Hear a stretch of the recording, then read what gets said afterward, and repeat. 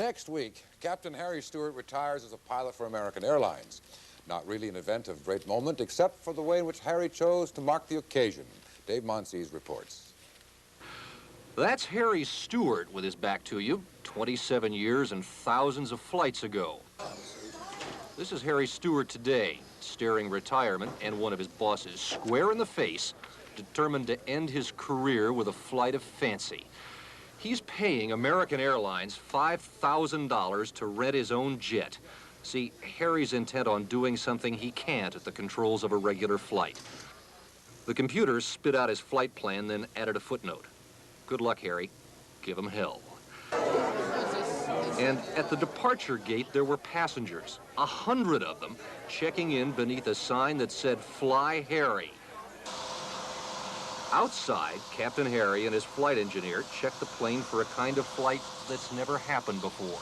See, all the passengers are Harry's friends, and the flight is Harry's retirement party.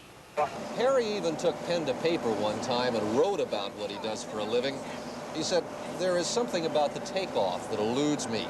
Even after having left the ground however many hundreds or thousands of times, I still experience a fleeting moment of wonder and elation each time."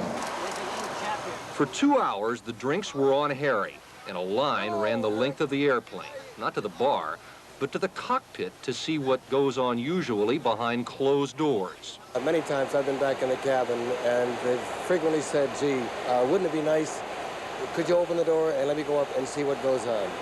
Harry has good friends who had to travel a bit themselves to make the party. We came all the way from California for the occasion, my wife and I.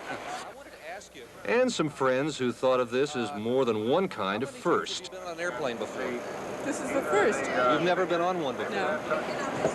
2 hours later, the party was over. Next week, Harry turned 60 and too old to fly for the airline. And I'm going to miss it. There's no question about it. But the rule says I got to go. You sound like... Well, when Harry Stewart finally landed his plane back at Kennedy Airport this afternoon, his passengers decided they would give him one last tribute. And so as the plane touched ground, the passengers all sang to him, "For he's a jolly good fellow." Jim? What a way to go out. That's the 6 o'clock report. I'm Jim Jensen.